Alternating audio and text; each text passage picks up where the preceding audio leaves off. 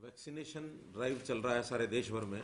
जैसा प्रधानमंत्री जी ने डिक्लेयर किया है वो हमने भी यहाँ तय कर लिया है कि हरियाणा का भी जो वैक्सीनेशन ड्राइव 1 मई से अब वो 18 वर्ष से ऊपर के सब लोग उसमें एंटाइटल्ड होंगे। सबको ही वैक्सीनेशन का जो टीका है वो लगाने के लिए इस अभियान को शामिल किया जाएगा। पहले 45 साल से ऊपर की आयु के लोग थे, अभी 18 से 45 भी उसमें जोड़ दिए गए हैं और इसका सबका रजिस्ट्रेशन कराया जाएगा और उस रजिस्ट्रेशन को 28 अप्रैल से खोला जाएगा। तो जो भी वैक्सीनेशन का टीका लगाने वाले ऐसे लोग होंगे वो अपने आप को रजिस्टर करेंगे। उनकी चॉइस होगी कि वो सरकारी व्यवस्था में इंजेक्शन लगवाएंगे या प्राइवेट व्यवस्था में लगवाएंगे।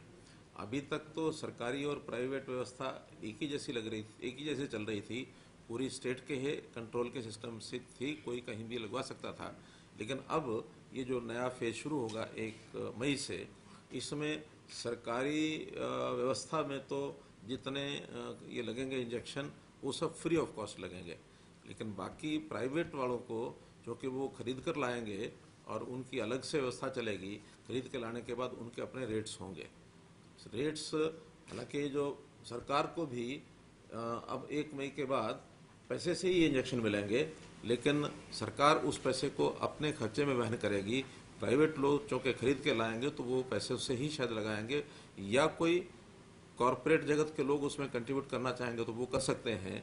इंडस्ट्री के लोग भी हम उनको अपील करेंगे कि वो अपनी जो लेबर फोर्स है उनको अधिक से अधिक संख्या में इंजेक्शन ला करके और उनको मुफ्त लगाएं और स्वयं अपने कॉर्पोरेट जगत के लोग हैं उस खर्च को वहन करें, ऐसा उनको हम अपील करेंगे। अधिक लोग जो कोविड पॉजिटिव हो रहे हैं, आज संख्या जैसा कल की संख्या हमारी पूरी स्टेट की 10,000 से भी ऊपर हो गई है। अकेले गुरुग्राम की संख्या कल जो है 4,300 थी और एक समय ऐसा था जब पिछली बार पहली वेव में हाईएस्ट संख्या हमारी वो 3,100 ही रही थी। अब उससे ज़्यादा केवल एक जिले की ये हुई है, तो इसलिए कुछ जिलों में बड़ी अलार्मिंग सिचुएशन हो गई है। लेकिन हमने सारी व्यवस्थाएं अभी तक भी चला रहे हैं, आगे भी अब चलाएंगे। उसमें पहला विषय तो है कि जो बेड्स हैं उनकी संख्या बढ़ाई जाए, तो इस पर पूरा विचार हुआ है। हमारे जितने मेडिकल कॉलेजेस हैं उसमें संख्या बढ़ाने के लिए आज पूरी योजना बनी है, चाहे वो सरकारी हैं चाहे प्राइवेट हैं, उन सब में व्यवस्था की जा रही है। सरकारी व्यवस्था में अकेले पीजीआई रोहतक में अब व्यवस्था 1,000 बेड की वो कर दी गई है और वो कल से उन बेड्स पर सारी व्यवस्था होने के बाद एडमिशन्स वो शुरू हो जाएंगे। अन्य सब मेडिकल कॉलेजेस उनमें 1,250 बेड्स की व्यवस्था ये और बढ़ाई गई है। विशेष तौर पर उल्लेख करना चाहूँगा कि जो अटल बिहारी वाजपेयी मेडिकल कॉलेज फरीदाबाद का है, जो भी नया बन रहा है, जो पहले गोल्ड फील्ड नाम से था वो सरकार ने लिया है, उसमें आर्मी के डॉक्टर्स उन्होंने कहा है कि हम पूरा स्टाफ देंगे और 2 दिन में वो स्टाफ वहाँ पहुँच जाएगा और वहाँ 200 नए बेड इसकी व्यवस्था ये हो जाएगी।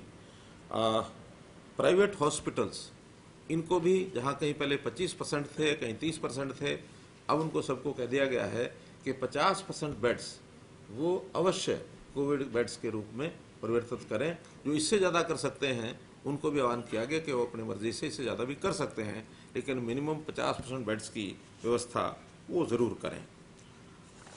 क्योंकि पिछले 3 दिन से बढ़ते हुए केसेस को ध्यान में रखते हुए ऑक्सीजन की भी सप्लाई तो कम नहीं थी, थोड़ी अव्यवस्था थी।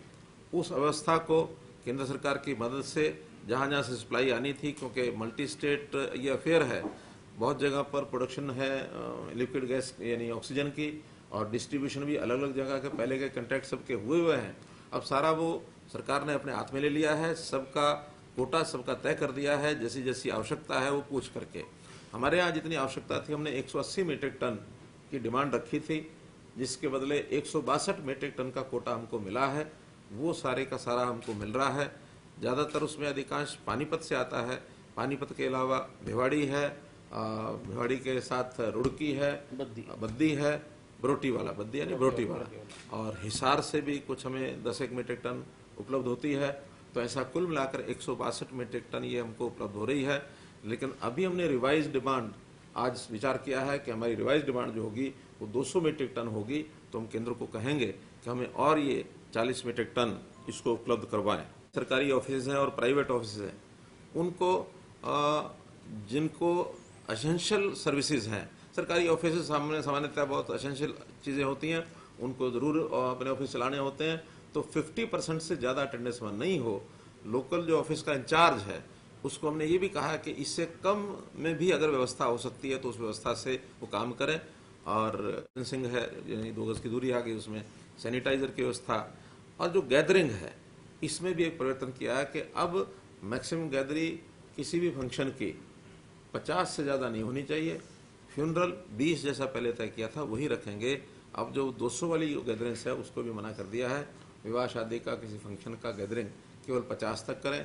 सामान्य यानी जिनको बहुत आवश्यक लगता है कि मुहूर्त की चीज़ें हैं या बाकी सब हैं, तो सामान्य तरीके से ही उस अपने फंक्शन को करें। जो इसको टाल सकते हैं आगे के लिए टालना चाहिए। मुझे जानकारी है बहुत से लोगों ने अपने इन सब फंक्शंस को, विवाह शादी को टाल करके आगे भी ले गए हैं, तो ऐसा निवेदन है कि जितना इसको टाल सकते हैं टालें। आवश्यक होने पर ही 50 की संख्या में ये सब करना चाहिए। हाँ, सब, इससे ज़्यादा नहीं। तो हाँ, ऐसा कि 144 वो लगा करके, और जहाँ जहाँ उनको कंट्रोल करना आवश्यक लगता है वहाँ 144 पूरा लगाएं, और जिनको छूट देनी है उनको उन ऑफिस में छूट दें। खास करके जैसे आजकल मंडियां हैं, अनाज मंडियों में प्रोक्योरमेंट चल रहा है, तो वहाँ उनको आवश्यक छूट जितनी चाहिए वो दें। और 144 के साथ भीड़ को कंट्रोल करने का, 5 लोगों से ज़्यादा इकट्ठे ना हो, तो ऐसा एक उसको भी सख्ती से वो निपटेंगे।